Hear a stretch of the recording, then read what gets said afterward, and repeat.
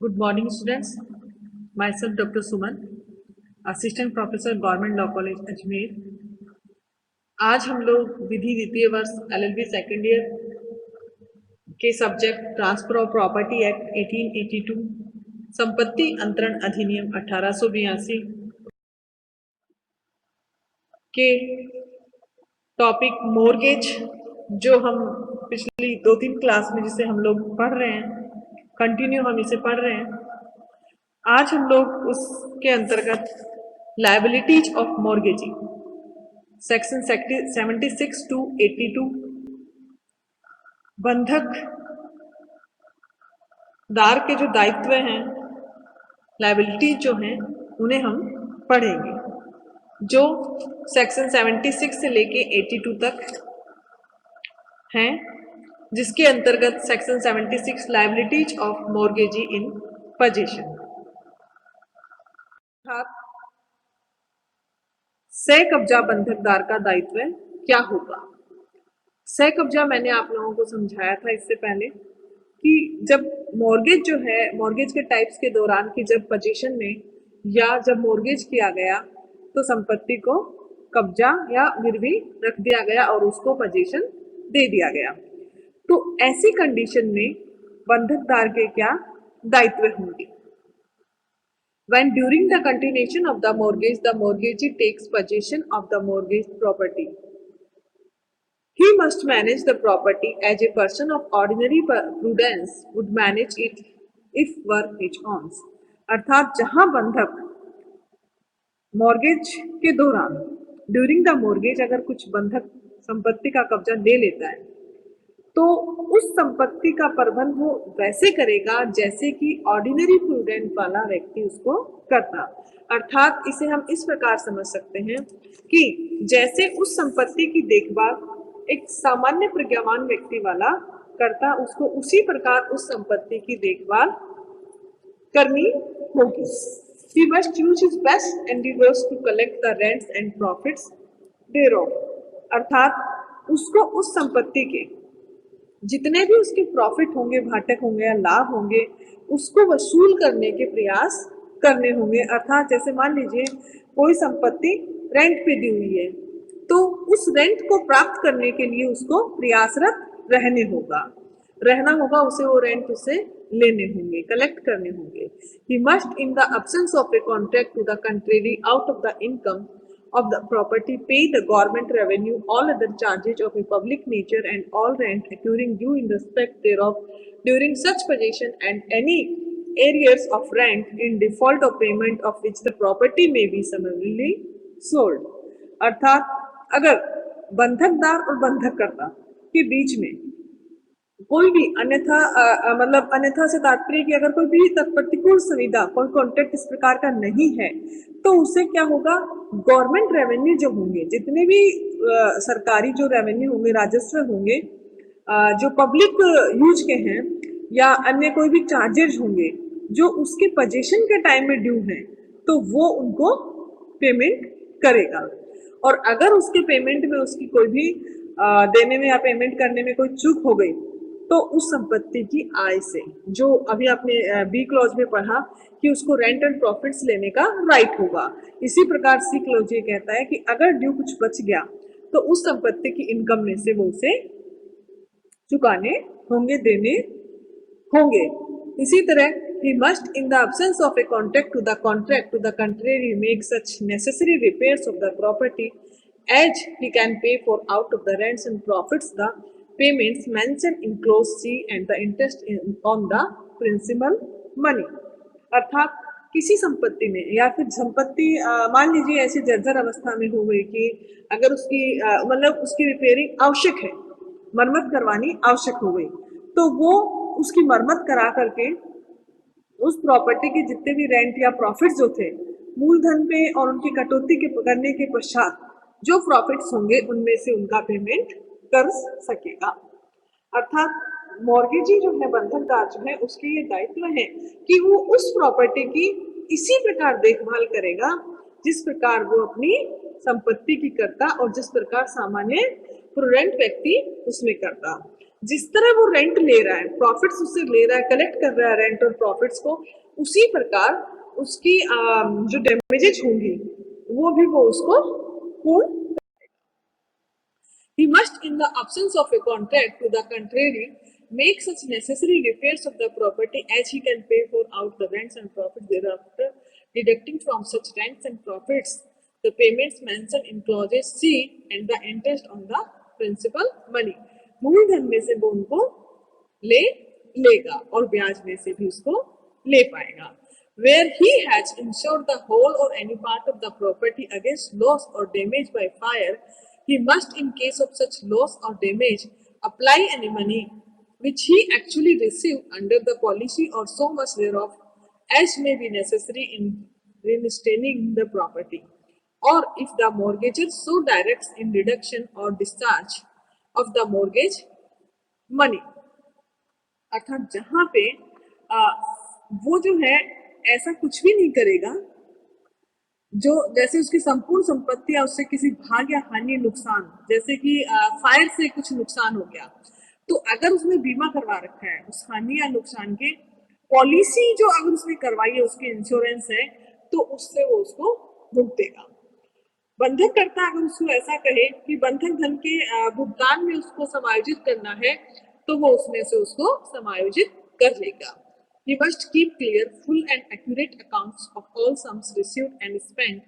by him as mortgagee and at any time during the continuance of the mortgage give the mortgager.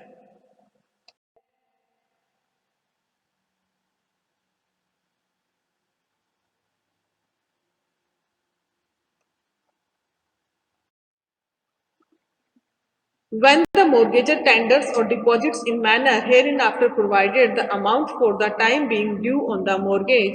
the mortgagee must, notwithstanding the provisions in the other clause of this section, account for his recipients from the mortgaged property from the date of the tender or from the earliest time when he could take such amount of the court as the case may be, and shall not be entitled to deduct any amount therefrom on account of any expenses incurred after such time, date or time in connection with the mortgaged property. अर्थात बंधक संपत्ति में जितने भी प्रकार के जो उसके लेखे जोखे होंगे उसको वो उसका पूरा लेखा जोखा इसमें अकाउंट्स का हिसाब रखेगा और उसको जब मांगने पे सारी उसकी कॉपीज देनी होंगी. साथ ही आई क्लॉज जो है वो ये कहता है कि मॉर्गेज प्रॉपर्टी से जो भी कुछ उसे प्राप्त होता है वो जो उसके पर्सनल अधिभोग में है उस संपत्ति के बारे में उसको सभी तरह की रेंट, प्रबंध और प्रॉफिट्स जो उसको मिले हैं, जो भी कलेक्शन हुआ है उस प्रॉपर्टी से, मॉर्गेज प्रॉपर्टी से, from the date of tender, अर्थात जिस दिन से उसका टेंडर हुआ उस दिन से, तो उन सब के लिए वो ब्याज को काटने के पश्चात सभी प्राप्तियों को और सारा बंधक धन घटाने या भुगतान के बाद जो भी उसके पास बचेगा, यदि कोई कुछ बचता है तो बंधककर्ता को देना होगा. Loss occasioned by his default, if the mortgaged fails to perform any of the duties imposed upon him by this section, he may, when accounts are taken in pursuance of a decree made under this chapter, be debited with the loss if any occasioned by such failure. अर्थात जहां पे वो चुकाने में अगर उसका कुछ lapse हो आता है, व्यतिक्रम हो जाता है और उसके कारण अगर कोई हानि होती है, इसे हम इस प्रकार समझ सकते हैं कि ऊपर 76 के ए से लेके आई तक जो मैंने आपको सब क्लोज बताए, उनमें मैंने आपको समझाया कि उस प्रॉपर्टी से या उससे जो इनकम हो रही है सामान्य रूप से उसकी देखभाल करेगा, मेंटेनेंस करेगा और साथ ही अगर कोई क्षति होती है या फायर से या उससे इंजरी हो आती है, नष्ट हो आती है, तो बीमा पॉलिसी के अधीन उन सबको प्राप्त करेगा और सबका लेखा जोखा वो रखेगा. ब्याज, घाटक, रेंट जो भी चुकाने के बाद जो उसको मिलेगा उसमें से जो बचेगा वो बंधककर्ता को दे देगा और सारा लेखा वो रखेगा. साथ ही बंधकदार बंधक संपत्ति में से जो भी टेंडर की तारीख से पहले या उससे पहले जो रकम निकाल सकता था, ले ली उसने, वो उसके अधीन जो भी कुछ होगा उन सबको काटने का अधिकारी होगा. इसके साथ ही अगर ये सब काम वो नहीं करता है, loss occasion by his default, अर्थात उसके व्यतिक्रम के कारण अगर कोई हानि होती है, इनमें कोई समस्या होने के कारण उसने लैप्स कर दिया, नहीं चुकाया, तो फिर बंधकदार जो है इन सारे जो ड्यूटीज मैंने ऊपर बताई आपको, इन कर्तव्यों में से किसी का भी पालन करने में अगर असफल रहता है, तो ऐसी असफलता के कारण अगर कोई लॉस होता है तो वो उस डिक्री के अनुसरण में लेखा लिया जाएगा और उसके प्रति जो है ओकेजनली प्रति विकलित की जा सकेगी, वो डिक्री उसके प्रति दी जा सकेगी। अर्थात हमने यहाँ पे देखी कि लायबिलिटी जो है मॉर्गेजर की, बंधकदार की जो लायबिलिटीज हैं वो आपकी आती हैं उस प्रॉपर्टी को मैनेज करने की, अर्थात ड्यूटी टू मैनेज, अर्थात प्रॉपर्टी को उसे मैनेज करना है, उसका देखभाल करनी है, उसको बनाए रखना है जैसे वो अपनी प्रॉपर्टी को बनाए रखता, अर्थात उसके प्रबंध का दायित्व मॉर्गेजी का, बंधकदार का होगा कि बंधकित संपत्ति की वो देखभाल करे, उस प्रॉपर्टी को लॉस ना पहुंचाए। साथ ही duty to collect rent and profits, कि जितने भी प्रकार के ऋण जो है वसूल किए गए, टैक्स है या कुछ भी है, लाभ है या प्रॉफिट्स हैं, जो उसकी वसूली है वो उनको कलेक्ट करें। ड्यूटी टू पे गवर्नमेंट ड्यूज, अर्थात अगर रेवेन्यू अदायगी, कहीं पे क्या होता है, कोई प्रॉपर्टी ऐसी होती है जिसमें टैक्स देना होता है, तो अगर कोई गवर्नमेंट ड्यू उसमें करने का ड्यू हो गया है तो वो उसकी अदायगी करे। बंधकदार को मालगुजारी की अदायगी भी करनी होती है। यहाँ पे क्या है, अगर वो नहीं करेगा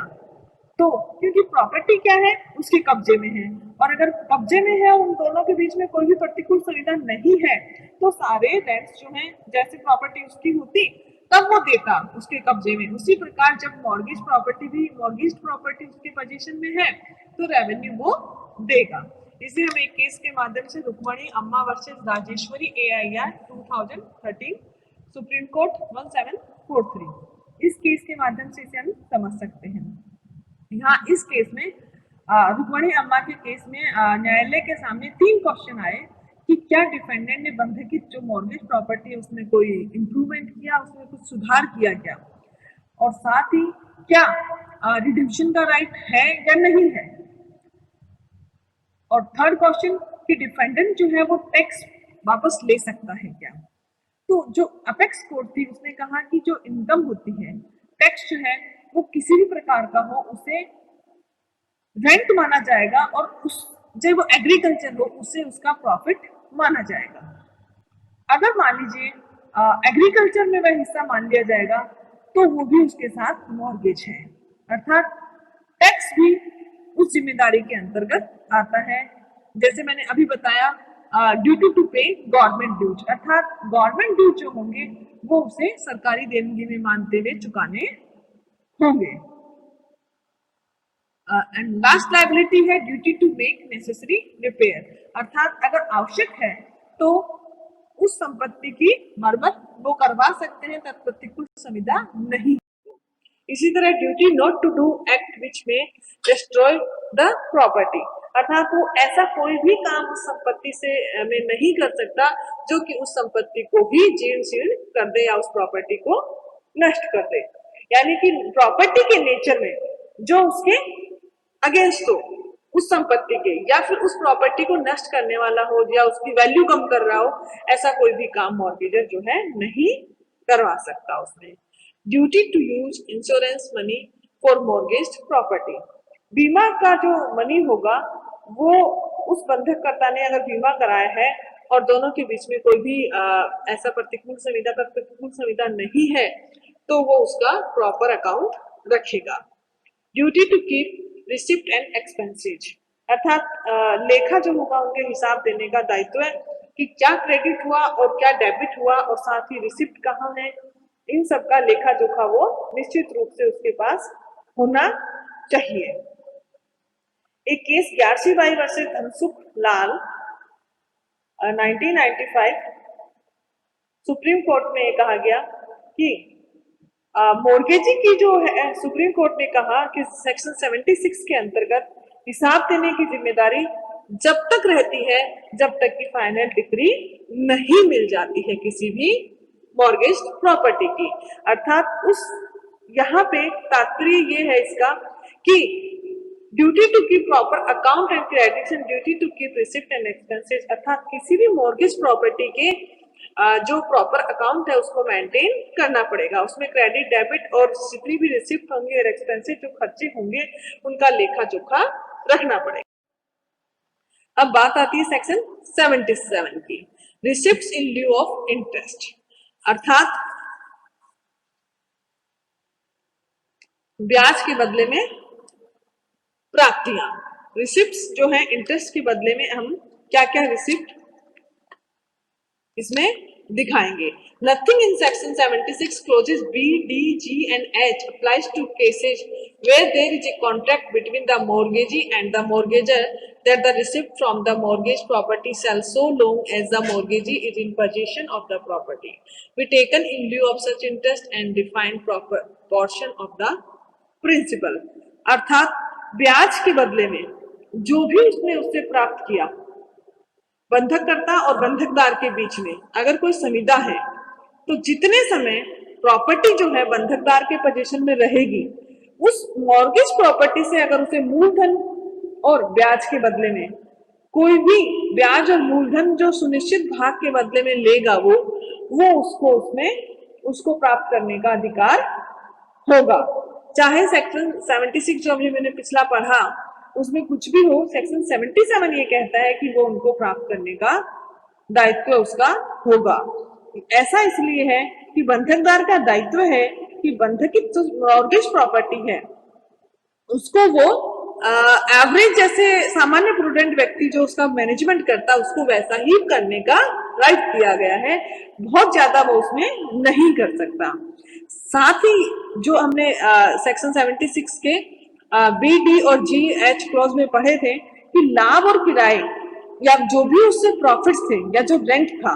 वो या गवर्नमेंट रेवेन्यू गवर्नमेंट ड्यूज जो थे रेवेन्यू ड्यूज थे उनका भुगतान करते रहना चाहिए और मरम्मत कराए या उस प्रॉपर्टी को वो उससे बचाए और सही उसका लेखा जोखा करके रखे। इन सबको प्राप्त करने का राइट बंधककर्ता का होगा। अब आता है सेक्शन 78 में प्रायोरिटी, पूर्विकता। पूर्विकता जैसा कि आप नाम से ही देख रहे हैं कि प्रायोरिटी पहले कौन पाए। सेक्शन 78 जो है वो पोस्टपोनमेंट ऑफ प्रायर मॉर्गेज, वो पूर्विकता का एक एक्सेप्शन है, हमें इस तरह से इसको समझ सकते हैं। सेक्शन 48 में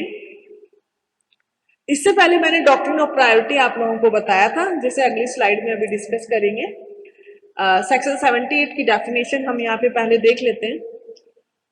where through the fraud, misrepresentation or gross neglect of a prior mortgagee, another person has been induced to advance money on the security of the mortgage property, the prior mortgagee shall be postponed to the subsequent mortgagee। अर्थात जहां किसी पूर्विक बंधकदार के कपट या misrepresentation या negligence के कारण कोई अन्य व्यक्ति मोर्गेज प्रॉपर्टी की सिक्योरिटी पर धन उधार लेने के लिए उत्प्रेरित हुआ है या वो दे रहा है, इन्फ्लुएंस हुआ है, वहां वह पूर्विक बंधकदार उस पाश्चिक बंधकदार के मुकाबले में मुलतवी हो जाएगा।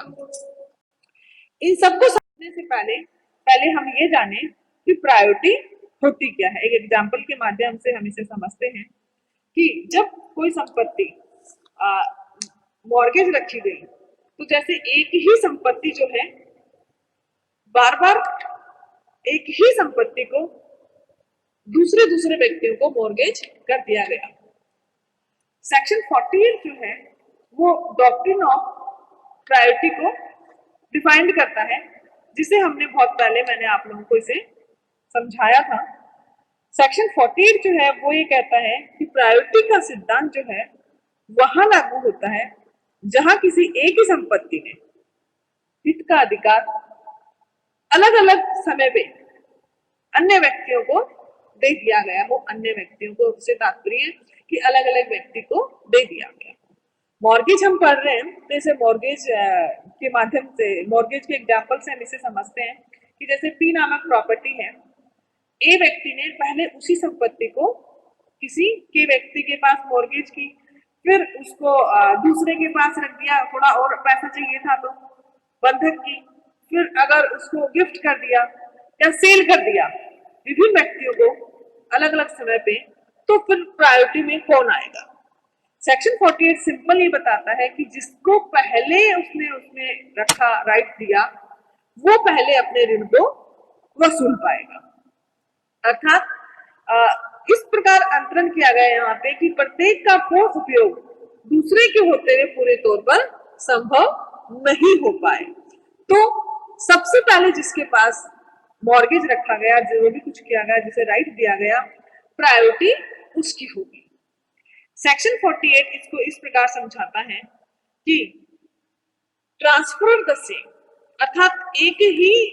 जो है प्रॉपर्टी जो है, अंतरणकर्ता जो है वो एक ही व्यक्ति होना चाहिए। एक व्यक्ति द्वारा अपनी संपत्ति को अन्य व्यक्तियों, भिन्न भिन्न व्यक्तियों को उसमें राइट्स दे दिए गए हैं, अन्य व्यक्तियों को अंतरण कर दी गई है, और इस प्रकार अंतरण की गई है कि सभी व्यक्ति एक साथ उस संपत्ति का उपभोग नहीं कर पाए, उनके संभव ही ना हो। साथ ही सक्सेसिव ट्रांसफर्स, उत्तरोत्तर अंतरण किया गया और एक के बाद एक क्रम से अंतरण किया गया होना चाहिए। डिफरेंट टाइम्स, अलग अलग समय पे उसको अंतरण उसने किया है, क्योंकि अगर एक साथ किया गया तब तो सारे प्रायोरिटी में, इसलिए डॉक्ट्रिन ऑफ प्रायोरिटी लागू होने के लिए आवश्यक है कि उनका क्रमशः क्रमिक अंतरण किया गया हो, अलग अलग समय पे वो प्रॉपर्टी में हित अंतरण कर दिए गए हों। तो ये पता चल रहा हो कि पहले किसको राइट दिया गया, उसके बाद इसको दिया गया, उसके बाद इसको दिया गया। अंतरण पूर्ण रूप से वैध होने चाहिए, तो फिर डॉक्ट्रिन ऑफ प्रायोरिटी का सिद्धांत सेक्शन 48 लागू होता है। आज हम यहाँ पे सेक्शन 78 और 79 पढ़ रहे हैं, जो कि डॉक्ट्रिन ऑफ प्रायोरिटी के एक्सेप्शन है। वो ये कहते हैं, जैसे पिछली स्लाइड में आपने देखा, सेक्शन 78 जो है वो ये कहता है पूर्विक बंधकदार जो है वो मुलतवी हो जाएगा, पोस्टपोन हो जाएगा, अर्थात पोस्टपोनमेंट ऑफ प्रायर मॉर्गेजिंग। वो किस प्रकार होगा, वो इसकी डेफिनेशन में बताया गया है कि अगर मान लीजिए सेक्शन 78 के अकॉर्डिंग पूर्विक बंधकदार उस पश्चातवर्ती बंधकदार के मुकाबले मुलतवी होगा जो पूर्विक बंधकदार के कंडक्ट के कारण जो है उसका अंतरण किया गया हो या उसको कोई हित दिया गया हो। और अंतरण जो है उसका कंडक्ट कैसा होना चाहिए, पूर्विक बंधकदार का फ्रॉड हो, मिसरिप्रेजेंटेशन हो, या फिर ग्रॉस नेग्लिजेंस हो, घोर उपेक्षा हो, उसे लगा पता हो कि ये प्रॉपर्टी किसी और के बाद पास गिरवी है, फिर भी वो ले रहा हो, ताकि पहले वाला जो बंधक करता है वो उस अपना ऋण नहीं वसूल पाए। ऐसा करने के लिए अगर है तो डॉक्ट्रिन ऑफ प्रायोरिटी का एक्सेप्शन सेक्शन 78 है। इसे हम एक एग्जाम्पल के माध्यम से, एक केस के माध्यम से समझ सकते हैं। इंडियन बैंक और सिर्फ Punjab national bank AIR 2010 Madras high court का एक केस था। इसमें टाइटल डीड जो थी उसकी अटेस्टेड कॉपी के माध्यम से इंडियन बैंक में इक्विटी के आधार पे मॉर्गेज कर दिया गया,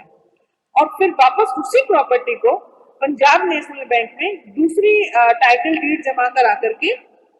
मॉर्गेज मनी ले लिया गया। यहाँ पे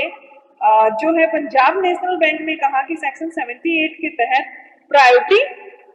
मुझे मिलनी चाहिए, क्योंकि इंडियन बैंक जो था उसने मूल डीड नहीं ली थी, उसके पास मूल टाइटल डीड थी ही नहीं, अर्थात जी उसकी ग्रॉस नेग्लिजेंस थी कि उसने मूल दस्तावेज अपने यहाँ जमा नहीं किए और उसको ऋण दिया।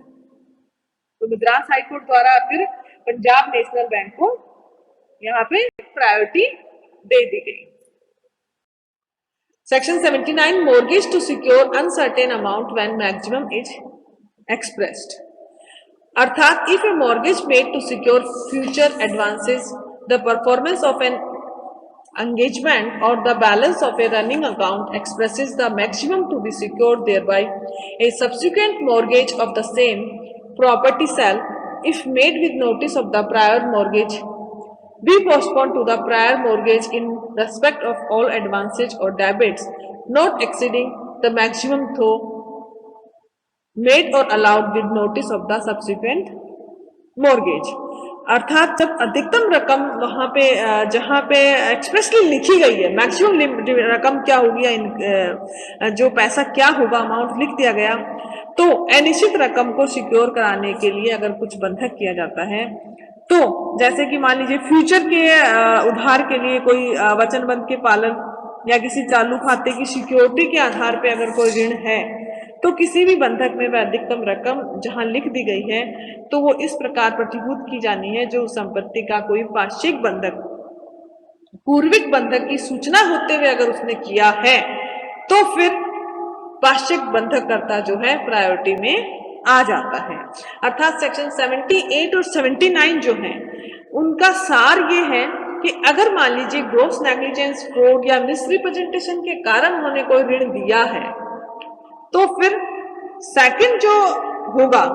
वो प्रायोरिटी में आ जाएगा। रूल ऑफ प्रायोरिटी जो है, डॉक्ट्रिन ऑफ प्रायोरिटी जो है, सेक्शन 48 के एक्सेप्शन सेक्शन 78 और 79 है। तो आज हमने यहाँ पे मॉर्गेज टॉपिक को कंप्लीट किया। मार्शलिंग एंड कंट्रीब्यूशन रूल जो है सेक्शन 81 जो है, मैंने आपको बहुत पहले के पहले लेक्चर में बता दिए थे। मार्शलिंग, सिक्योरिटी, कर्म बंधन, अभिदाय जो है वो मैंने आपको पहले ही समझा दिए थे। तो नेक्स्ट जो हमारा टॉपिक होगा वो होगा चार्ज, भार। उम्मीद है आप लोग जरूर इनसे लाभान्वित हो रहे होंगे। Thank you.